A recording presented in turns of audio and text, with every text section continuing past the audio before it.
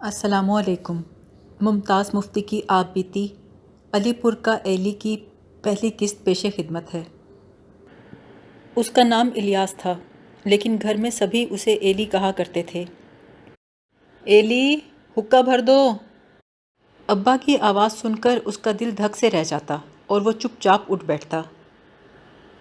ان کے کمرے کا بند دروازہ دیکھ کر ایک لمحے کو ہچکچاتا، دبی آواز میں کھانسنے کی کوشش کرتا تاکہ کمرے کے لوگ اس کی آمد سے مطلع ہو جائیں، لیکن اس کی آواز حلق میں سوکھ جاتی۔ وہ بڑی کوشش سے چلاتا، آیا جی، اور جرأت کر کے دروازہ کھولتا۔ دروازہ کھولنے سے پہلے نگاہیں جھکا لیتا اور ایسا انداز اختیار کر لیتا جس سے ظاہر ہو کہ اسے حقے کے علاوہ کمرے کی کسی چیز سے دلچسپی نہیں۔ کمرے میں ابا کو اکیلا دیکھ کر اس کے دل کا بوجھ اتر جاتا۔ اس کے ابا عام طور پر چٹائی پر بیٹھے ڈیسک پر رکھے ہوئے رجسٹر میں کچھ لکھنے میں مصروف رہتے تھے۔ وہ چلم اٹھا کر سیدھا دروازے کی طرف بھاگتا۔ اس کی ستیلی ماں اسے آواز دیتی، ایلی، بازار سے سودا لا دے۔ صفیہ کی آواز سن کر اس کے دل میں غصے کی ایک لہر اٹھتی، لیکن اس کے باوجود وہ چلاتا، آیا جی۔ پیسے پکڑانے کے لیے صفیہ کے مہندی لگے ہاتھ اس کی طرف بڑھتے، جن میں زرد میلی انگوٹھیاں اس کا منہ چڑھاتیں۔ نہ جانے ایلی کو مہندی لگے ہاتھوں اور انگوٹھیوں سے سخت نفرت کیوں تھی۔ مہندی کی بو اسے چاروں طرف سے گھیر لیتی۔ اس بو کے درمیان صفیہ کا سرخ و سفید چہرہ، اسے اس منظر سے بے حد نفرت تھی۔ اس کی اپنی ماں ہاجرہ اسے آواز دیتی، ایلی، ڈونگے میں پانی لا دے۔ وہ ڈونگا بھر کے باورچی خانے میں داخل ہوتا۔ وہاں ہاجرہ برتن مانجنے، آٹا گوندنے یا آلو چھیلنے میں مصروف ہوتی۔ وہ ماں کے پاس آتا، اماں، تم ہر وقت ان کا کام کیوں کرتی ہو؟ گھر کا کام جو ہوا، گھر کا کام کرنا پڑتا ہے نا۔ گھر تو ان کا ہے اماں، پھر تم کیوں کام کرتی ہو؟ نہ بیٹا، ایسی باتیں نہیں کرتے۔ اماں، مجھے بھوک لگی ہے۔ کام ختم کر کے اپنا چولہا جلاؤں گی نا۔ اتنی رات تو ہو چکی، بس ابھی ختم ہو جائے گا کام۔ اماں، ہمارا چولہا الگ کیوں ہے؟ اپنا چولہا الگ ہی ہونا چاہیے بیٹا۔ تو پھر تم دوسروں کا چولہا کیوں جلاتی ہو؟ ماں چڑ جاتی، فضول باتیں نہ کر، جا آرام سے بیٹھ فرحت کے پاس، آتی ہوں ابھی میں۔ ایلی کو فرحت سے چڑ تھی۔ وہ گھر کے ماحول سے ایسے بے پرواہ معلوم ہوتی تھی جیسے کچھ ہوا ہی نہ ہو۔ اس کے لیے کوئی بات انوکھی نہ تھی۔ دو چولہے، دو گھروں کا کام کرنے والی ماں، خونی ہاتھوں والی صفیہ، ابا کا بند کمرہ۔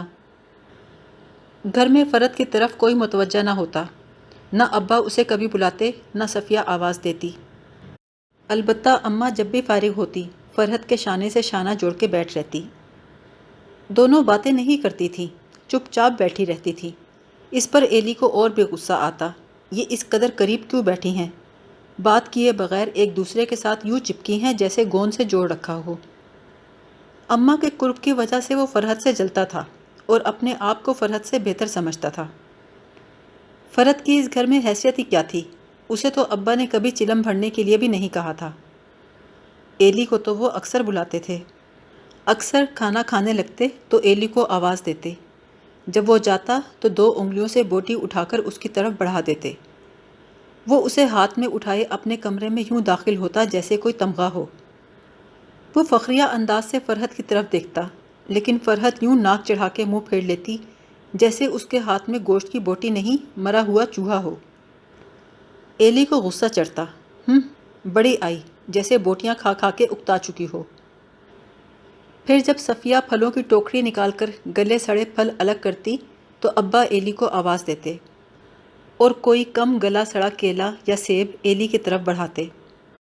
صفیہ بول اٹھتی، لو، یہ تو ابھی اچھا بھلا ہے۔ یہ کہہ کر وہ عجیب سی مسکراہٹ مسکراتی۔ ایلی محسوس کرتا جیسے واقعی وہ پھل ابھی اچھا بھلا ہو اور اس قابل نہ ہو کہ کسی کو دیا جائے۔ علی احمد حیرت سے صفیہ کی طرف دیکھتے، پھر کھسیانی ہنسی ہنس کر دوسرے گلے سڑے پھلوں میں سے چناؤ کرنے میں مصروف ہو جاتے۔ اگر ابا کبھی کوئی پھل فرحت کو دیتے تو وہ یوں ایک طرف رکھ دیتی جیسے کھانے کی چیز ہی نہ ہو۔ اور اماں فرحت کی حرکت پر خفا ہونے کی بجائے فخر اور مسرت سے اس کی طرف دیکھ کر مسکراتی۔ اماں کی مسکراہٹ پر ایلی محسوس کرتا جیسے فرحت اور اماں نے آپس میں چوری چوری کوئی سمجھوتا کر رکھا ہو۔ اسے غصہ آتا کہ اماں اس سے سمجھوتا کیوں نہیں کرتی تھیں۔ اول تو ایلی اپنے حصے کا پھل رکھنے کا قائل ہی نہیں تھا، اور اگر کبھی رکھ دیتا تو اماں پنجے جھاڑ کے اس کے پیچھے پڑ جاتی۔ اب کھا بھی لے، ایسے پڑا رہے گا تو خراب ہو جائے گا۔ وہ سوچتا اماں یہ بات فرحت سے کیوں نہیں کہتی؟ وہ مجھ سے اور فرحت سے ایک سا برتاؤ کیوں نہیں کرتی؟ فرحت کو چھوڑ، اماں کا برتاؤ صفیہ سے بھی عجیب تھا۔ صفیہ گردن اٹھا کر ہاجرہ کے سر پہ آ کھڑی ہوتی، یہ کرو، وہ کرو، تم نے یہ ابھی تک نہیں کیا، اور وہ کام جو میں نے کل تمہیں دیا تھا۔ صفیہ کی بات سنتے ہوئے اماں کی حالت عجیب ہوتی۔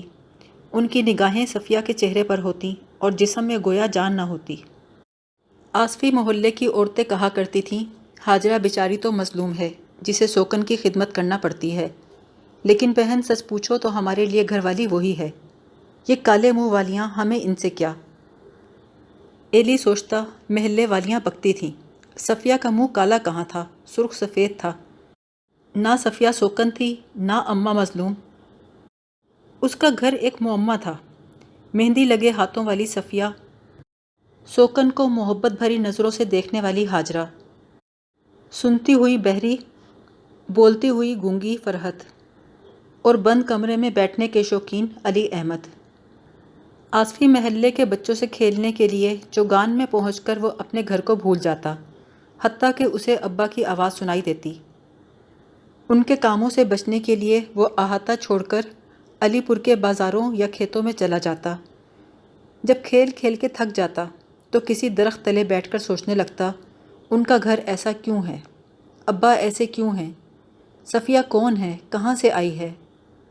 علی پور ایک چھوٹا اور پرانا قصبہ تھا۔ اس کی وضاحت وہاں کے رہنے والوں کی نفسیات کی آئینہ دار تھی۔ قصبے کے چاروں طرف نانک چندی اینٹوں کی فصیل بنی تھی، جس میں جگہ جگہ شگاف پڑ چکے تھے۔ فصیل میں 8 دروازے تھے۔ اس کی 4 دیواری کے باہر گول سڑک تھی جو قصبے کے گرد گھومتی تھی۔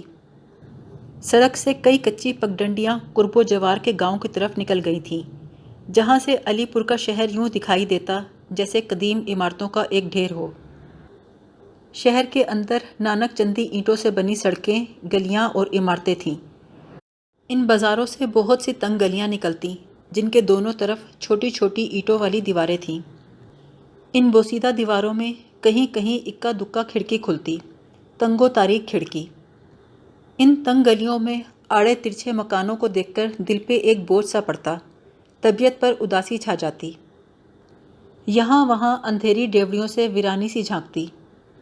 منڈیروں اور چھتوں پر سائے حرکت کرتے جیسے بھوت پریت چل رہے ہوں۔ گلیاں دفتن آگے سے بند ہو جاتیں، یا کسی گلی کے اختتام پر محلے کا احاطہ شروع ہو جاتا، جہاں بچے فرش پر رینگتے، عورتیں چرخہ کاتنے یا آزاربند بننے میں مصروف نظر آتیں، یا کھڑکیوں سے سر نکال کر ایک دوسرے سے لڑتی اور ہاتھ چلا چلا کر کوسنے دیتی نظر آتیں۔ قدیم شہروں کی طرح علی پور بھی ایک ٹیلے پر آباد تھا۔ ٹیلے کے عین وسط میں ایک مسمار شدہ قلعے کے آثار تھے۔ اس اونچے مقام کو ٹبہ کہتے تھے۔ ٹبے کے پاس اس قصبے کی عالی شان جامع مسجد تھی، جس کے قریب بڑا بازار تھا، جس میں کپڑے اور منیاری کی دکانیں تھیں، جہاں لوگ حقہ پیا کرتے، دنیاوی اور مذہبی مسائل پر تبادلہ خیال کرتے۔ کوئی اس اہم بات پر روشنی ڈالتا کہ شیخ عظمت بیگ کے گھر اولاد کیوں نہیں ہوتی۔ کوئی یہ نکتہ سمجھاتا کہ آصف علی کی بیگم دراصل کس خاندان سے ہے۔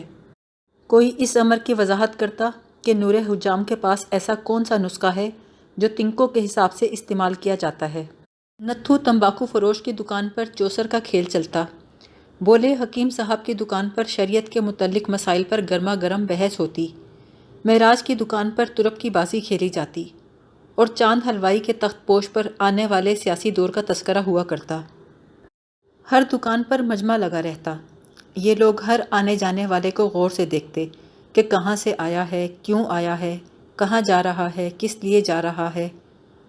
اس کے گزر جانے کے بعد دیر تک اپنی رائے کا اظہار کرتے رہتے۔ اجنبی کی آمد پر پہلے تو ان کی نگاہیں اس پہ مرکوز ہو جاتیں، پھر اس کا تعاقب کرتیں۔ ایک گروہ کی نگاہوں کی زد سے نکلنے کے بعد وہ دوسرے گروہ کی نگاہوں پہ چڑھ جاتا۔ اب وہاں اس کے خد و خال، لباس، سرسری حرکات تک کا مفصل جائزہ لیا جاتا، پھر ان تفصیلات پر اظہار خیال کیا جاتا، اور پھر تنقید و تبصرے کے بعد اس کی شخصیت اور طور اطوار پر آخری فیصلہ سنا دیا جاتا۔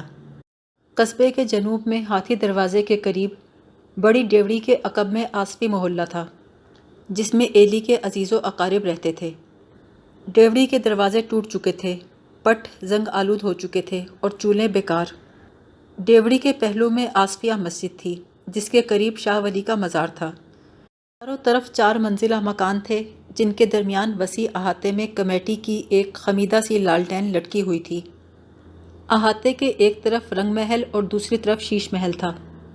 رنگ محل پر کہیں رنگین نقش و نگار نہیں تھے، اس کی چونے گچی دیواروں پر میل جمع ہوا تھا۔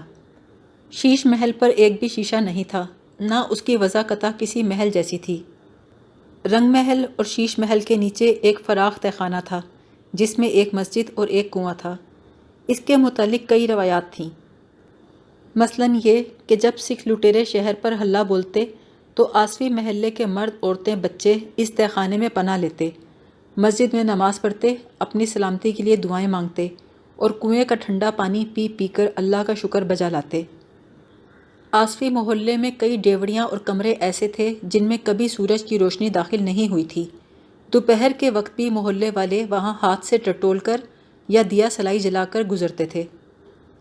ان کمروں کی کھڑکیاں ایک زمانے سے بند پڑی تھیں، ان میں جالے تنے ہوئے تھے، چھتوں میں چمگادڑیں لٹکی ہوئی تھیں۔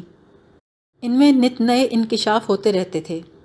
کبھی کسی اندھیرے کمرے میں کسی بوسیدہ صندوق سے کوئی قلمی مسودہ برآمد ہو جاتا، کبھی کسی چونے گچی دیوار پر کسی پرانے کتبے کا انکشاف ہوتا، کبھی کسی طاق کے اندر کسی چھوٹے سے طاقچے کا پتہ چلتا۔ شاید اسی وجہ سے ہر ایک کے دل میں ایک خیال جاگزین رہتا کہ محلے کے کسی نہ کسی کونے میں کہیں نہ کہیں کوئی خزانہ دبا ہوا موجود ہے۔ ویسے یہ خیال بعیداز قیاس بھی نہ تھا، کیونکہ سبھی جانتے تھے کہ شہنشاہوں کے زمانے میں آصفیوں کی تنخواہیں سرکاری خزانے سے گدھوں پہ لد کر آتی تھیں۔ پرانے وقتوں میں آصفیوں کی عظمت مسلم تھی، لیکن اب وہ باتیں محض قصے تھے۔ اب سارے محلے میں صرف چند افراد ایسے تھے جو مکتب سے تحصیل یافتہ تھے، اس لیے زیادہ تر آصفیوں کا شغل دکانداری، مزدوری یا بیکاری تھا۔ یہ ان کے انحطاط کا زمانہ تھا، اس لیے وہ اپنی عظمت کا احساس پدرم سلطان بوت سے اخذ کرتے تھے۔ گزشتہ جاؤ حشمت کی کہانیاں ان کے لیے بہت وقت رکھتی تھیں۔ ایلی کے والد علی احمد کا گھر محلے کے بڑے گھرانوں میں گنا جاتا تھا، کیونکہ محلے بھر میں علی احمد واحد شخص تھے جنہوں نے 14 جماعت تک تعلیم پائی تھی۔ اگرچہ وہ بی اے کی ڈگری حاصل نہیں کر سکے، لیکن اس زمانے میں بی اے فیل ہونا بھی بڑی بات تھی۔ بی اے فیل ہونے کے باوجود بھی انہیں ایک معقول آسامی مل گئی تھی، اسی وجہ سے محلے بھر میں ان کی عزت تھی۔ علی احمد کی طبیعت میں عاشقانہ چمک تھی، ان کی طبعی رنگین مزاجی اور جرأت رندانہ میں بڑی کشش تھی۔ علی احمد کا قد درمیانہ، بدن چھریرا اور رنگ سانولا تھا۔ بظاہر ان کے خد و خال میں کوئی خاص جاذبیت نہ تھی، مگر اس کے باوجود ان کی سیاہ آنکھوں میں نہ جانے کیسا بے نام اثر تھا جسے محسوس کر کے راہ چلتی عورت راستے سے بھٹک جاتی۔ اس کے پاؤں ٹھمکنے لگتے، چادر کا پلو سر سے سرک کر شانوں پر آ جاتا، برقعے کے پٹ کھلتے اور درس میں سے بڑی سی چمکیلی آنکھ روشن ہو جاتی۔ ان کی چال میں خاص جاذبیت تھی، ان کی چھاتی تنی رہتی اور نگاہیں اوپر کو اٹھی رہتی۔ ان کی طبیعت میں ملنساری اور رنگینی تھی، گفتگو میں شوخی اور شرارت۔ علی احمد اپنی رنگین نگاہوں کے بے نام سحر سے بخوبی واقف تھے۔ ان کے گرد و پیش ایک حسین اور دلکش دنیا تھی، اور ان کے دل میں تسخیر کا بے پناہ جذبہ موجیں مار رہا تھا۔